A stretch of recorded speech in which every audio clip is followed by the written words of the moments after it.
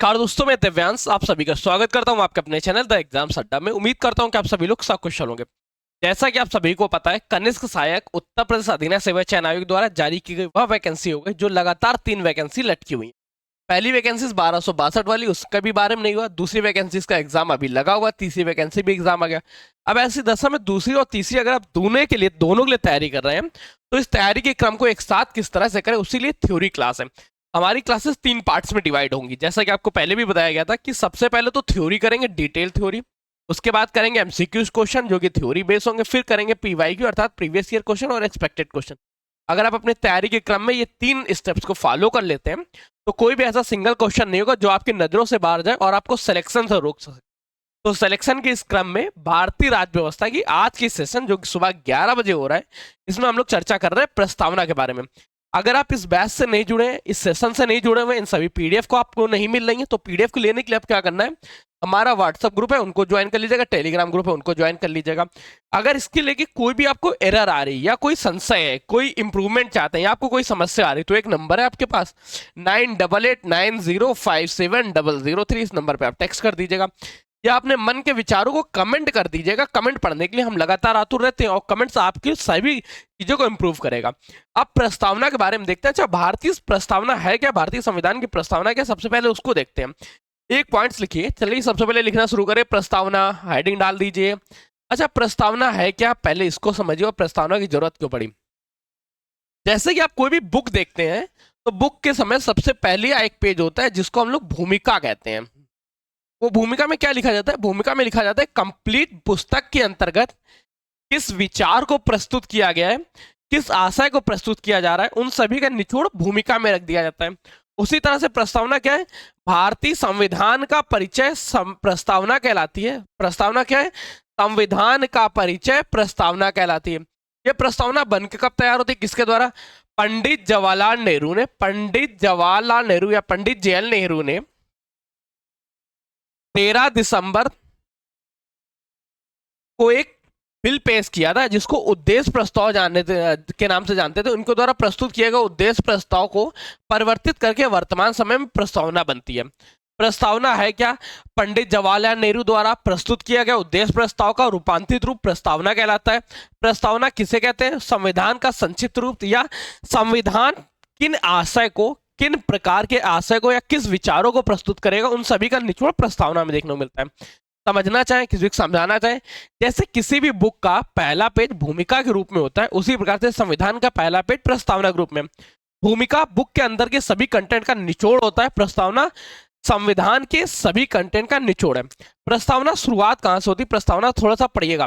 प्रस्तावना कहे क्या, हम भारत के लोग भारत को संपूर्ण प्रभु संपन्न समाजवादी पंथ निरपेक्ष लोकतंत्रात्मक गणराज्य बनाने के लिए तथा समस्त नागरिकों को सामाजिक, आर्थिक, राजनीतिक, न्याय, विचार, अभिव्यक्ति, विश्वास, श्रद्धा और उपासना की स्वतंत्रता, प्रतिष्ठा और अवसर की समता प्राप्त कराने के लिए तथा उन सब में व्यक्ति की गरिमा ए राष्ट्र की एकता, अखंडता सुनिश्चित कराने वाली, बंधुत्व बढ़ाने वाली, दृढ़ संकल्पित होके मिति मार्क्सिक शुक्ल सप्तमी संवत विक्रम 2006 विक्रमी को एतद द्वारा इस संविधान को अंगीकृत अधिनियमित आत्मार्पित करते हैं। प्रस्तावना, अगर आपको स्ट्रक्चर याद हो गया, प्रस्तावना याद हो गई, इस प्रस्तावना का वैसे सभी का अगर आपकी इच्छा हो तो कंटेंट को पॉज करके आप इसके स्क्रीनशॉट ले सकते हैं या खुद लिख सकते हैं। मैं थोड़ी थोड़ी देर के लिए हट जाऊंगा ताकि आपको पूरा डाटा दिख सके, परंतु इन सभी का पीडीएफ भी आपको मिलेगा। पीडीएफ आपको हमारे व्हाट्सएप ग्रुप पे और टेलीग्राम ग्रुप पे मिल जाएगा। व्हाट्सएप ग्रुप, टेलीग्राम ग्रुप पे आपको अगर कोई भी चीज नहीं मिलती है तो आपके पास एक नंबर दिया जा रहा है 9889057003। इस नंबर पे आप टेक्स्ट कर दीजिएगा ताकि आपको सभी चीजें प्रोवाइड कराई जा सके अगर प्राप्त करने में कोई भी समस्या होती है। अब देखते हैं सबसे पहले यहाँ पे इस संविधान के अंग कौन से पार्ट हैं, इसका संविधान को डिटेल में देखेंगे, प्रस्तावना को डिटेल में देखेंगे। सबसे पहली लाइन क्या है, हम भारत के लोग, मतलब संविधान की समस्त शक्तियां, आपसे क्वेश्चन पूछा जा सकता है भारत की समस्त शक्ति या संविधान की समस्त शक्तियों का स्रोत कहां पे है, तो भारतीय प्रस्तावना की पहली लाइन है हम भारत के लोग। भारतीय संविधान की सभी शक्तियां कहां पे निहित है, भारत के लोगों में निहित है। हमें कैसे पता चलता है, हमें पता चलता है प्रस्तावना की पहली लाइन से। भारत में कितने प्रकार के न्याय के बारे में चर्चा की गई, सामाजिक न्याय, आर्थिक न्याय व राजनीतिक न्याय के बारे में। भारत किस तरह का देश है, भारत किस प्रकार के देश के बारे में संकल्पना की गई?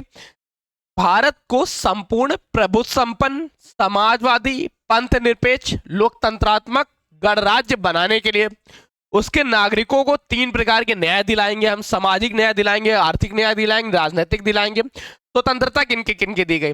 भारतीय संविधान में चर्चा की गई विचारों की स्वतंत्रता, अभिव्यक्ति की स्वतंत्रता, विश्वास की स्वतंत्रता, स्वतंत्र श्रद्धा व उपासना की स्वतंत्रता तथा सभी में अवसर की समता, समान अवसर प्राप्त कराने के लिए।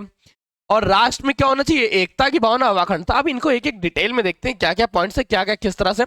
भारतीय संविधान को कब अंगीकृत किया गया, आत्मार्पित किया गया? ध्यान रखिए 26 नवंबर 1949। कभी कभी यह डेट 26 नवंबर 1949 ना देके 26 नवंबर 1949 ना देके डेट चेंज कर देता, तो उस डेट को भी याद रखिएगा। मिति मार्गशीर शुक्ल सप्तमी संवत विक्रम 2006 विक्रमी को, मिति मार्गशीर शुक्ल सप्तमी शुक्ल पक्ष की सप्तमी तिथि थी, विक्रम 2006 चल रहा था। ठीक है, अब इसके बारे में देखते हैं एक एक पॉइंट्स के बारे में। घटक क्या है? भारतीय संविधान की शक्ति का स्रोत। देखो एक सीधी सी लाइन पूछा जाता है, बहुत बार क्वेश्चन में पूछा गया, भारतीय संविधान की शक्ति का स्रोत कहाँ है? भारतीय संविधान की शक्ति का स्रोत पहली लाइन में देखने को मिलता है, भारत के लोगों के। भारत किस प्रकार के राज्य की संकल्पना प्रस्तुत करता है? भारत समाजवादी, धर्मनिरपेक्ष, लोकतंत्रात्मक गणराज्य बनाने की संकल्पना प्रस्तुत करता है। कब अपनाया गया? 26 नवंबर 1949 को। कितने प्रकार के न्याय के बारे में चर्चा की गई? 3 प्रकार के न्याय, सामाजिक न्याय, राजनीतिक न्याय व आर्थिक न्याय के बारे में। आप देखते हैं सबसे पहले लक्ष्य संप्रभुता, सोवर्निटी का मतलब क्या होता है? अच्छा, संप्रभुता को थोड़ा सा डिटेल में देखिए क्या है, इसको थोड़ा सा ब्रेक कर लीजिए। संप्रभु क्या है? स्वयं धन प्रभु का होना। स्वयं प्रभु का मतलब क्या है? जहां कहीं भी भारत अपने आंतरिक व बाह्य निर्णय लेने हेतु आजाद रहेगा, ये खुद में ही प्रभु है, अपने समस्त निर्णय लेने के लिए प्रत्येक दशा में स्वतंत्र रहेगा, ये किसी भी राष्ट्र की धरोहर नहीं व किसी भी राष्ट्र की बात मानने के लिए बाध्यकारी नहीं है। मान ले वो अलग की बात है, परंतु हमें किसी भी राष्ट्र या किसी के द्वारा थोपे गए किसी भी रूल्स को मानने के लिए अधिकारी नहीं होंगे। संप्रभुता, भारत संप्रभु देश है, और संप्रभु देश का मतलब क्या है? देश का आंतरिक मामला हो या बाह्य मामला हो, प्रत्येक मामले में निर्णय लेने का अधिकार भारत देश का खुद का होगा। यह निर्णय कैसा भी रहे, किस भी तरह के रहे। भारत ना तो किसी देश पर निर्भर है, ना ही किसी देश पर निर्भर है। सॉरी, निर्भर मैं नहीं लिख पाया। भारत ना तो किसी देश पे, याद रखो, ना किसी देश पे निर्भर है, ना ही भविष्य में कभी निर्भर होगा। भारत अपने आंतरिक व बाह्य निर्णय लेने हेतु सदैव स्वतंत्र है। फिर इसके बाद देखते हैं समाजवादी। अच्छा, समाजवादी का मतलब क्या होता है, इस बात को देखिए।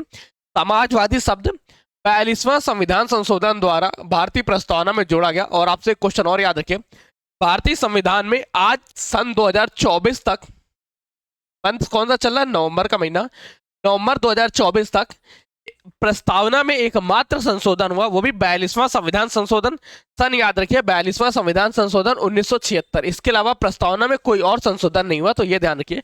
42वां संविधान संशोधन 1976 द्वारा समाजवादी शब्द को जोड़ा गया था। इसके बाद नेक्स्ट पॉइंट देखते हैं, धर्मनिरपेक्ष। धर्मनिरपेक्ष का मतलब क्या होता है?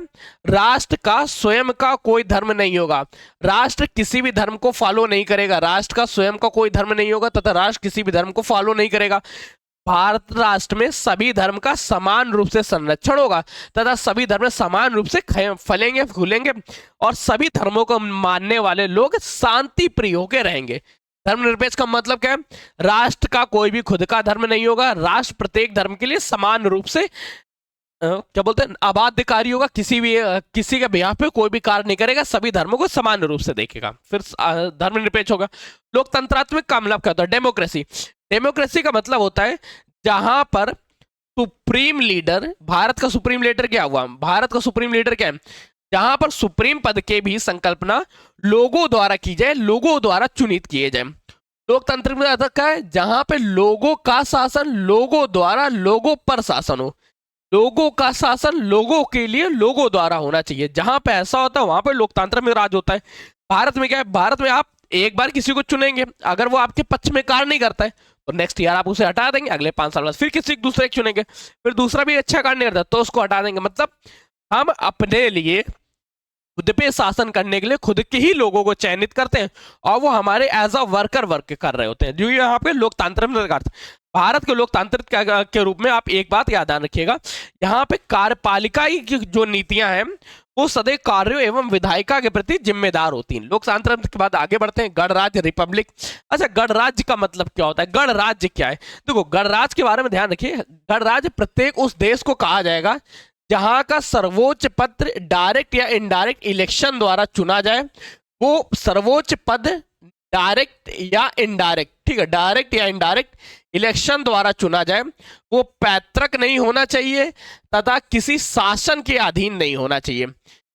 गणराज्य क्या है? गणराज्य वह देश कहलाता है जहां पे शीर्ष पद पैतृक ना होकर लोगों द्वारा चुना जाए एवं वहां की जनता द्वारा चुना जाए। ऐसे राज्य को क्या बोलेंगे? गणराज्य। भारत क्या? भारत एक रिपब्लिक राष्ट्र है जिसको गणराज्य।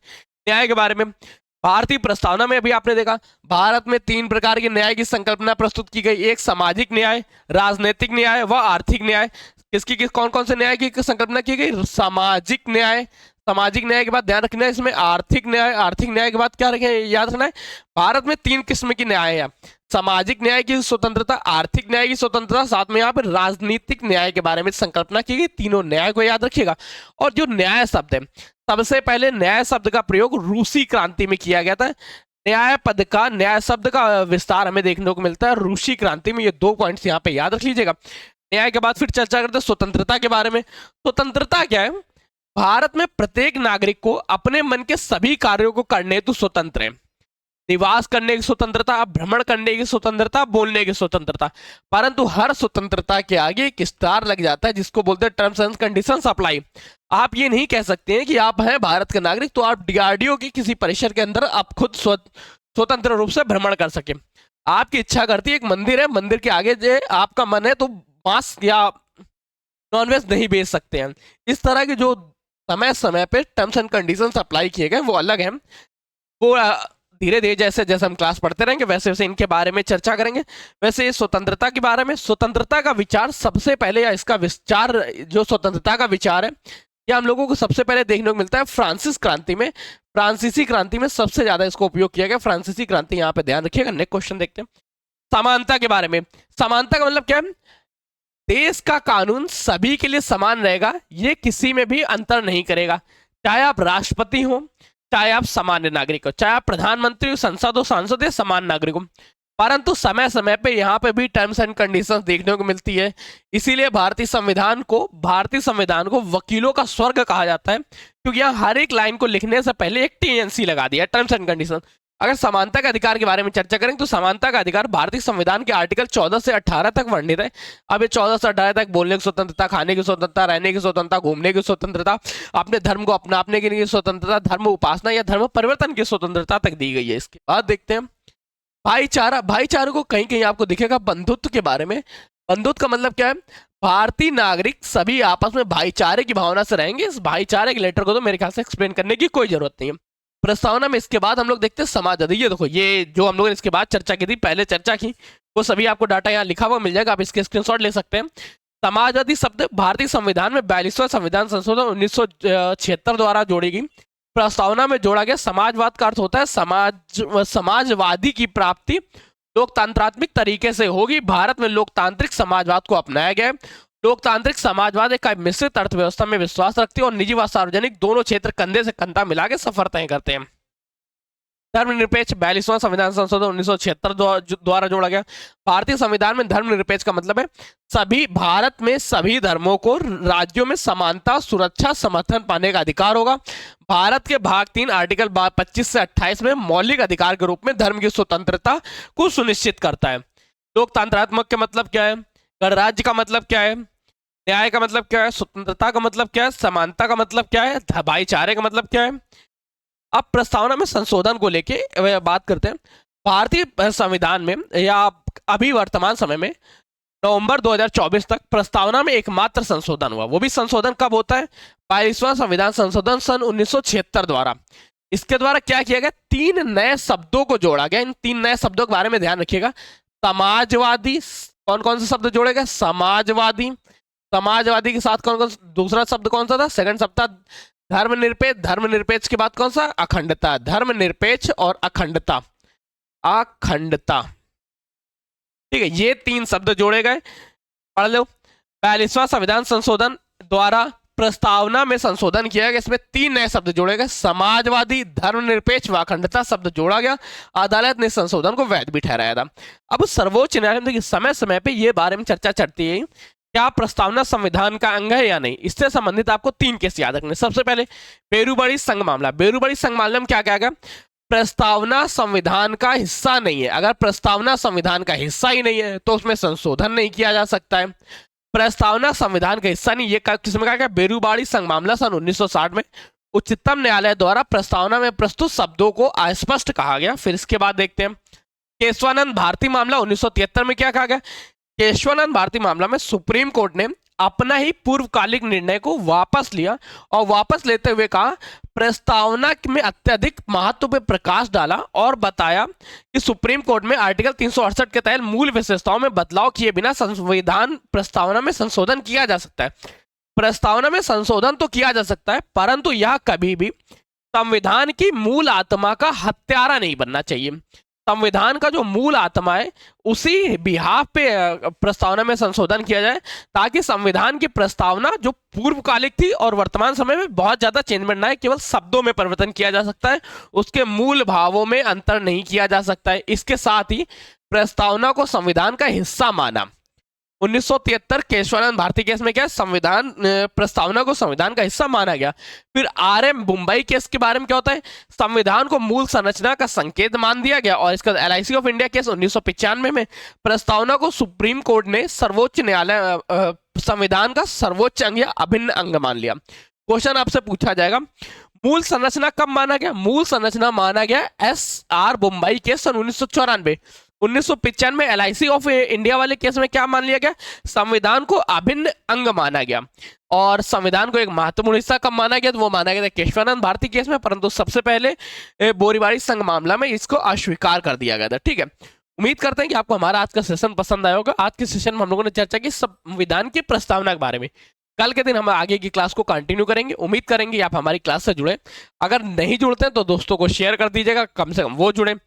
ये क्लास आपको सिर्फ यूपी SSC नहीं, इसके अलावा अन्य सभी एग्जाम्स के लिए इंपॉर्टेंट रहेगी, जिसमें भी आप सिलेक्शन लेना चाहते हैं। तब तक के लिए कीप स्टडी, कीप स्माइलिंग, पढ़ते रहिए, मुस्कुराते रहिए। पढ़ाई मुस्कुराहट एक साथ अच्छी लगती है, अकेले में दोनों ही अधूरे। और हाँ, इन वीडियोस को देख लीजिएगा, ये यूट्यूब रिकमेंड कर रहा है तो ये आपके काम और आएंगे। तब तक के लिए कीप स्टडी, कीप स्माइलिंग, पढ़ते रहिए, मुस्कुराते रहिए। पढ़ाई मुस्कुराहट एक साथ अच्छी लगती है, अकेले में दोनों ही अधूरे हैं। धन्यवाद दोस्तों।